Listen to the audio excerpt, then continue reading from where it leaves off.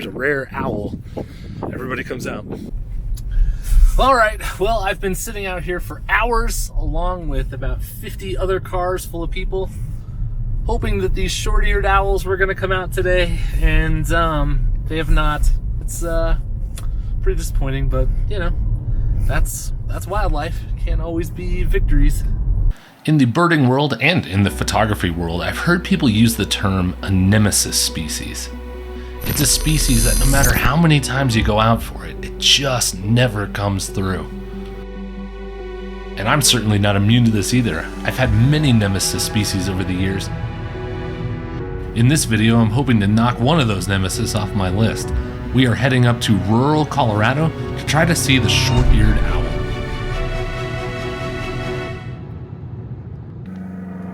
On initial arrival at the location, the only thing in the air was this plane. But it didn't take very long.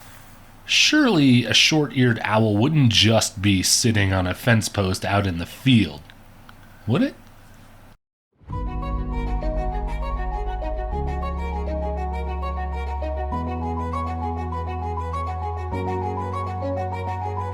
This first owl of the night didn't sit still very long. It leaped off its post and took flight. I tried to follow along as best as I could handheld, shooting video.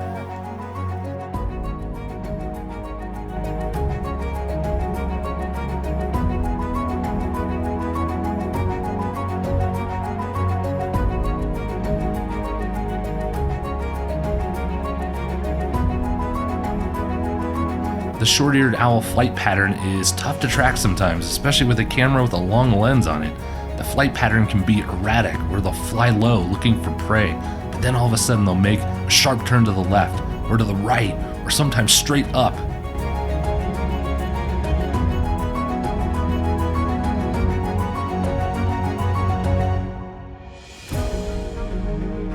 Fortunately, this first owl's flight was pretty smooth, so I was able to pan along nicely and make a good first sequence.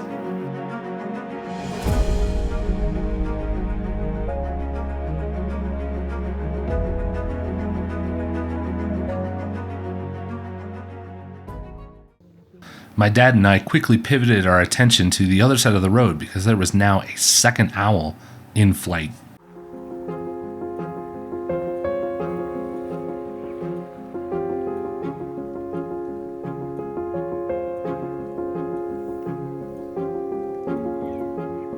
I then shifted my camera quickly into shutter priority mode and started getting my first stills of the night.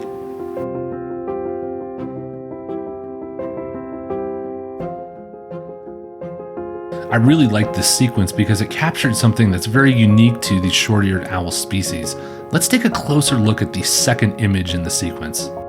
What you see here is the downbeat of the owl flapping its wings, so this is wings going down in the flap, and you'll notice that there's a little bit of curvature in the wings. This is very unique to the short-eared owl, and that curvature generates so much power when it's flapping its wings that his body will literally bob up and down as it's flying, and that's what makes people say that short-eared owls have sort of a moth-like flight appearance. Now, if we look at the upbeat of the wing beat, where the wing is coming up, you'll notice there's no curvature at all. It's completely flat.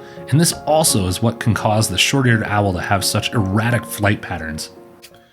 Okay, well, we are out here and I've been shooting for probably about, I don't know, half an hour, 45 minutes. And yeah, there's a lot of short-eared owls out here, I would say.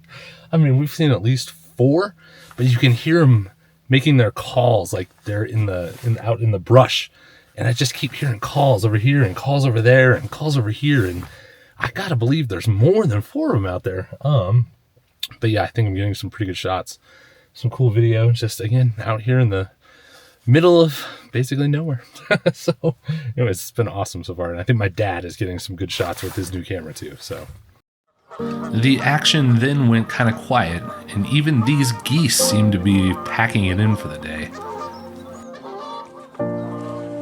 And that would be a shame, because as the sun set behind the mountains, it bathed the area in a beautiful soft light.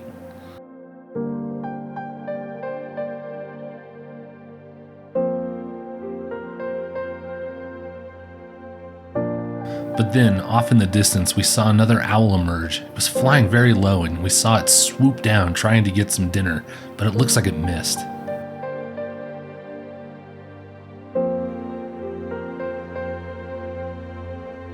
But then a second owl popped up, and both appeared to be playfully dueling out in the field in front of us.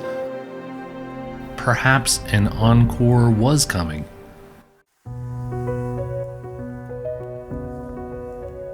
And then it happened. One of the owls was flying in the field next to my car. It was circling and circling, and then eventually came closer and closer, and then finally flew right over our heads, right over our car, and then down into the field on the other side of the road.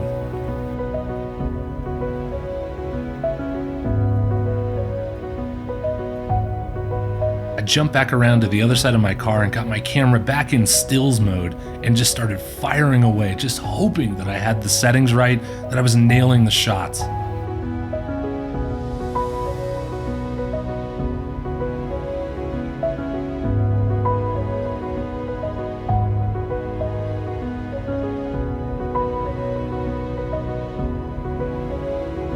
I'd always been so jealous of other photographers who had incredible shots of short-eared owls, and now here I was, finally getting them for myself.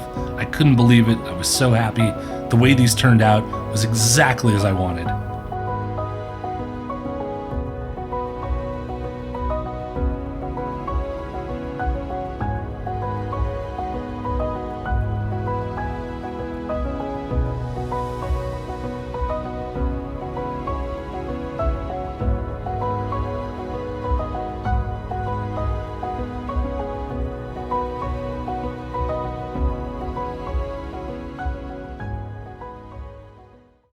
Never in a million years did I think this outing was going to go the way that it did. I started the video by talking about Nemesis species that are always bad luck. But now here we are just a few hours later, and I'm talking about how the short-eared owl was one of the best experiences I've ever had. Not only did I make some incredible images, but it was an experience I also got to share with my dad. So to the short-eared owl, congratulations. You are now off my Nemesis list.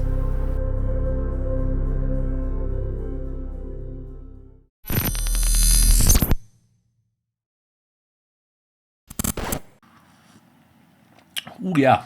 So, that was my video on the short-eared owls. I hope that you liked it and enjoyed it. It was obviously, I think you could probably tell by the video, that was an incredible experience, and I was glad to get out there and finally knock the short-eared owl off sort of my Nemesis list. When I come up with ideas for the videos, I don't want to just make a video where it's like, hey, I went and saw short-eared owls, highlight reel, photos, and then that's it. I definitely want to more tell the story of the adventure and sort of the idea that I had when I first started hearing reports and tips about these short-eared owls was, that's a Nemesis species. So of course I kind of wanted to make the idea of the video about going out and finally seeing a Nemesis species. And, I feel like there's a really short window of time where we can actually see short-eared owls in Colorado.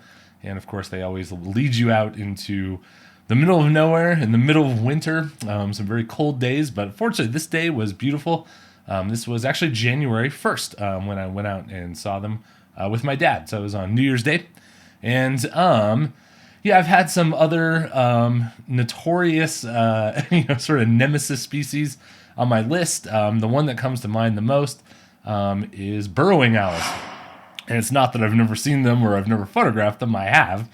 I still just feel like I've had a lot of bad luck when it comes to them, and I still feel like after all these years, I just still haven't made the kind of shots with burrowing owls that I've always wanted to. So that's sort of my main Nemesis species, although I have seen them. So anyways, short-eared owl, I can now mark off that list, and it was an awesome experience. It was way different than what I was expecting. I always kind of think, the other times I've been out for short-eared owls, it's kind of like you go out like I said, to the middle of nowhere. It's usually cold and it involves like sitting in the car for hours, and then you kind of hope that they get active and fly around.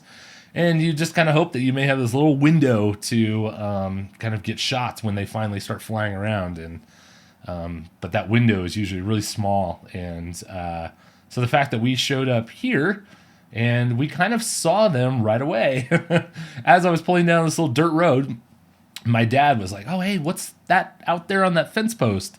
So I backed the car up, and he kind of took a shot, and it's like, "Oh yeah, it's one of the owls." And I was just like, "Wait, what?" I was like, "That's not the way this is supposed to go. This is supposed to be really hard."